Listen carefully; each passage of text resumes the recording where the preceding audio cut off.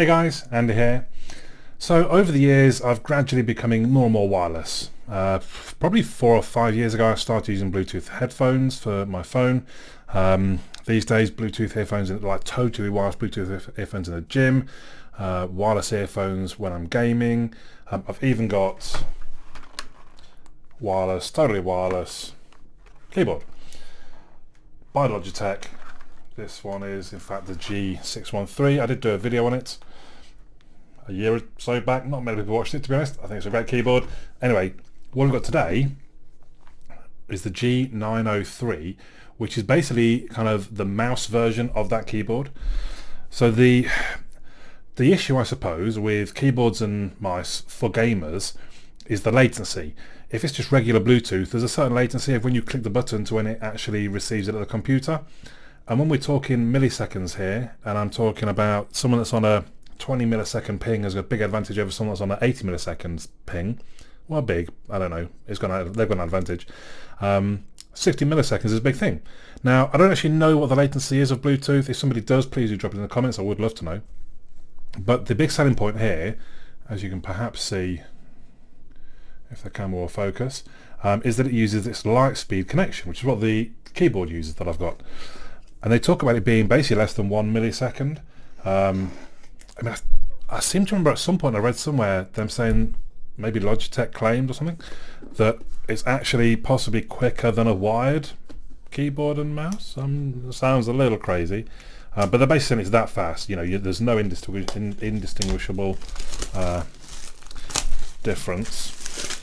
So I should probably point out as well that you're gonna pay for this though. This is for, I mean, in some ways it's for like pro gamers. I'm not a pro gamer. Hell no. I'm a barely average gamer. But the last thing I need is my mouse slowing my reactions down. I'm getting older. My reactions are slowing down. I don't need my mouse chipping in, like throwing in a delay. So, it's all in. There's English though. So light speed, 2.4 gigahertz wireless achieves click and motion response faster than there you go, faster than many wired gaming mice. That's pretty bizarre, really, isn't it? But I mean, in some ways, I guess why not? It's got to travel down a wire. Then there's a bit about the DPI there.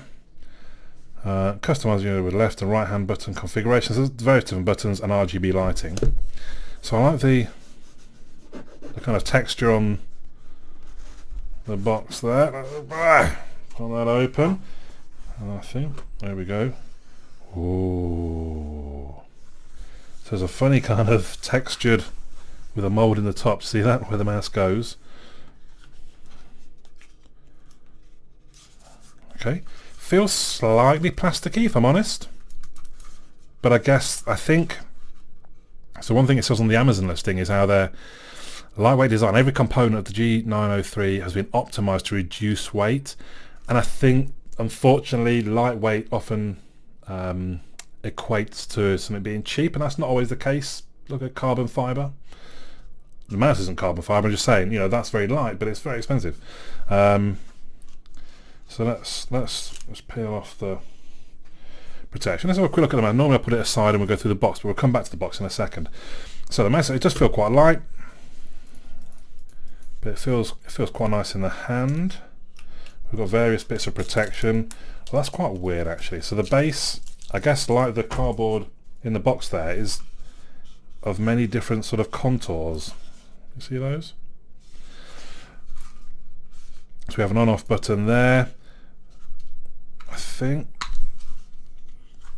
So that is for, and I'll probably talk about that a bit more later, the wireless charging puck magnetically slaps back into place. I'm not sure what that button's for. That might be for pairing. So the side, no, that's not a button. Fine. Bit of sort of grip there.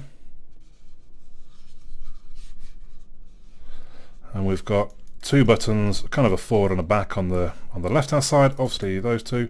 Oh, I've missed that on my current mouse. The wheel goes left and right as well as rotating. Feels quite good with the rotation. And then we've got, so that's kind of a weird, so that I think changed the DPI. I don't know what those two buttons do. For there is the micro USB port for charging, we'll see how that goes. We'll see how the battery life goes. I think they claim to have kind of 24 to 32 hours battery life. I have to, this is what I'm reviewing it for. So let's just see what else is in the box. Move the sort of contoured cardboard out of the way. We've got some instructions, some replacement side buttons. Look there. There's a weight that can go in that bit underneath that I showed you before. There's a different side panel. Is that actually one whole button there? No, it definitely isn't. And there's the actual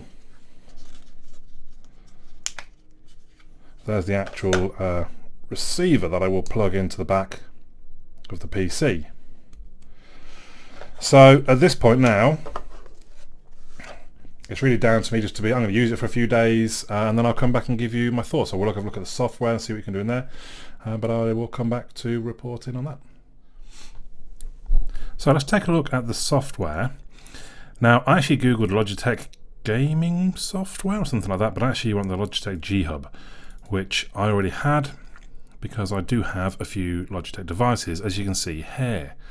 So this is the mouse, obviously. This is my keyboard that I've had for quite some time now.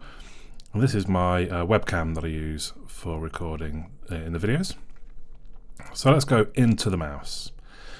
We basically have three different options here. Look, light sync, assignments, and sensitivity.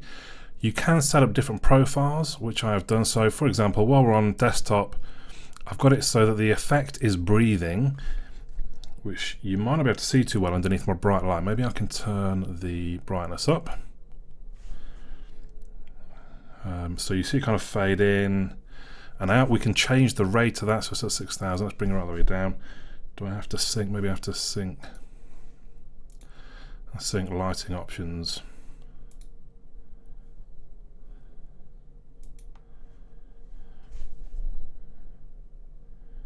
There we go, you see that? I don't want it flashing quite that quick, so let's drop it back out. I will leave the brightness on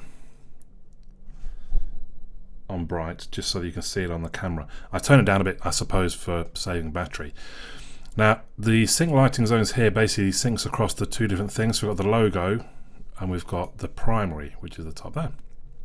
I have it so that when I'm playing Apex Legends, it flashes red. I don't really know why I need to do that, but I don't know, it just seemed kind of cool to do.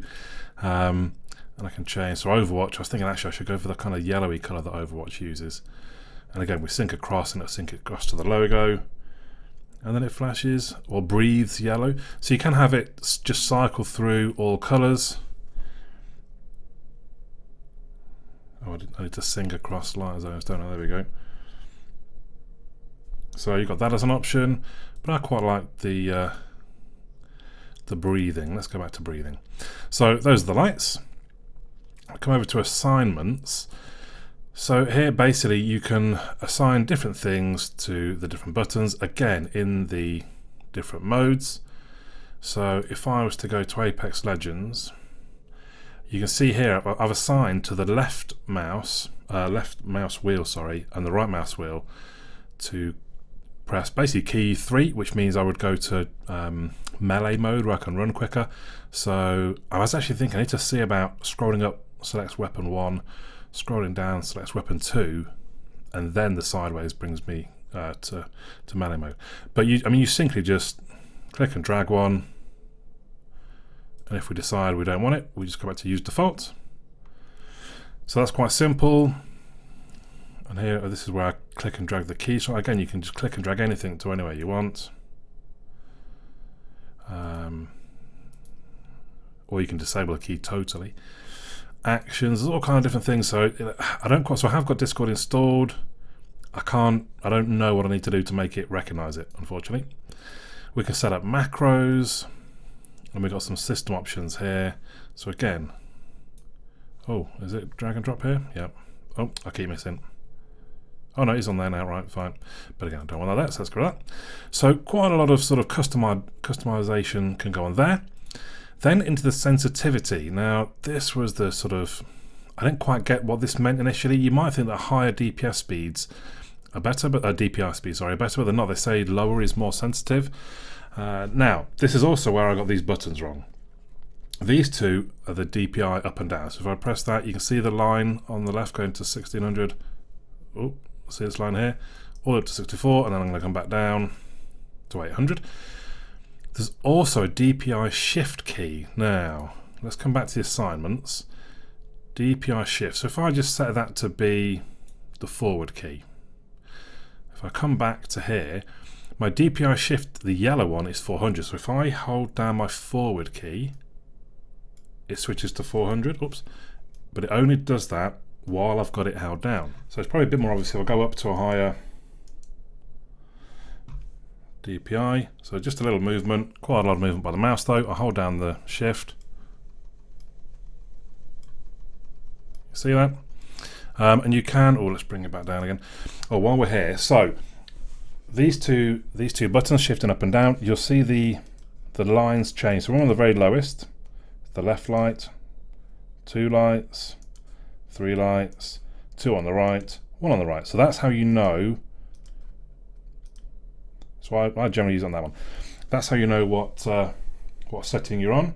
Also, this button here, I've realised now, so at the moment I'm on the sort of smooth, freewheeling mouse wheel, and you can literally, I mean, if you can see, it spins. Which is great when you're browsing a website or something you want to spin to the top or the bottom, but when you're gaming it's quite annoying. It changes your weapon for you when you're not really expecting it to. So you press that button there, and now it's gone clicky. Like sort of, I don't know, like most mouse wheels I guess in some ways. So I love that. So when I'm browsing and just doing things on my computer, generally I can have it nice and smooth. When I go into a game, because that was going to be one of my big sort of downsides, was that it kept changing weapon when I wasn't expecting. I didn't realise it was still, the wheel was still spinning. So with a little click, and that's great. So there we go. Software generally, yeah, that's pretty good. I actually also quite like, because I do have other things with Logitech, so I can just swap between them. It's even made me think about getting a Logitech headset actually, but we'll see. So there we go, software, yeah, pretty good. So then we come to actual gaming with it, I suppose, or using it really. And I have to say, I've really enjoyed it. I've been using it for a week or so now, and I have really enjoyed it. First of all, just to sort of mention a couple of things in the software that I didn't actually look at that point, but I've found since. You can turn it on to onboard mode, which means all the settings are stored on the mouse itself. So if you go over to use it on the mouse on a different machine, it will still have those settings. It does mean it kind of locks you out making the changes in the software though, because it's on the mouse. You have to turn that back off, make the changes, and then push it back to the device, I guess. Also, the surface training, so you can train it to the map that you use. Basically, just kind of you select it and you swirl the mouse in a figure 8 for, I don't know, 10 seconds or so, and I guess it just learns the surface and optimizes towards it.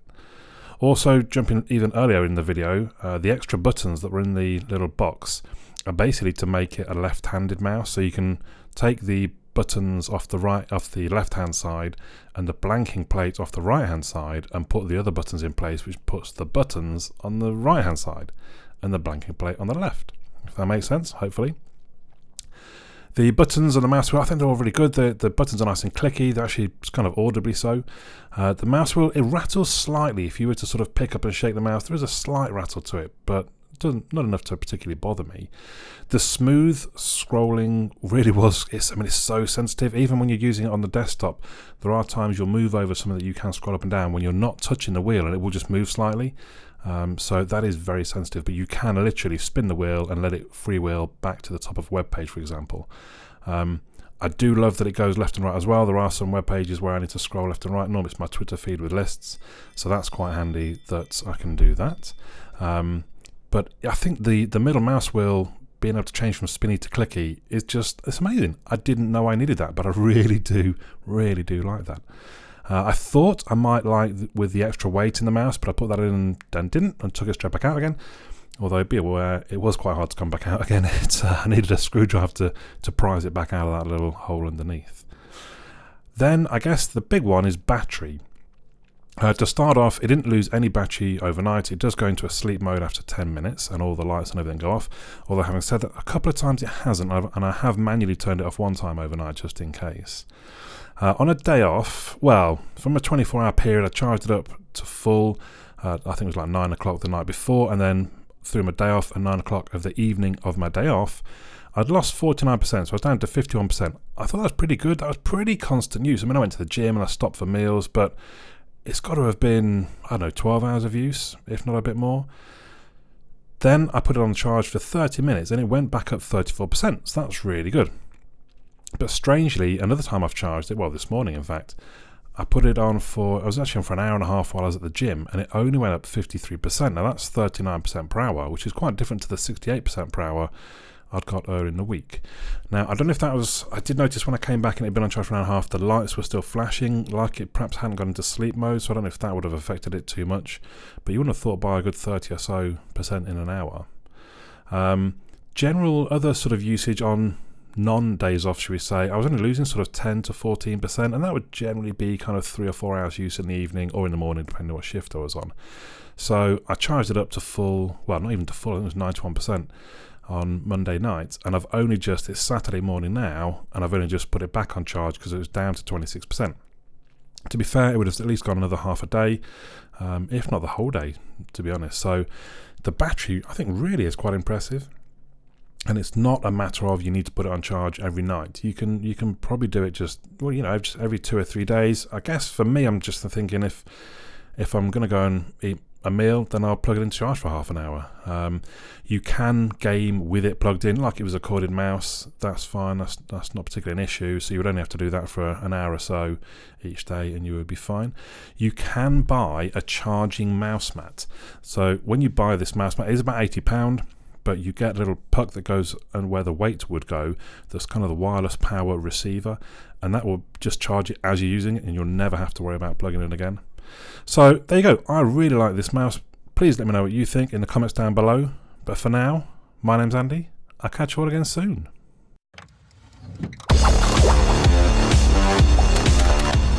Well done, and thank you for making it to the end of the video. Hopefully you enjoyed it. If you did, you might want to click the little fellow that should hopefully appear about here to subscribe. You may also want to check out some of my other videos, which are going to appear somewhere there. Also, come and have a look at my website, androidandy.uk. There is also a forum. Come and say hello on the forum. If you've got any questions about things or request me to review things or anything else, just come and have a chat on the forum.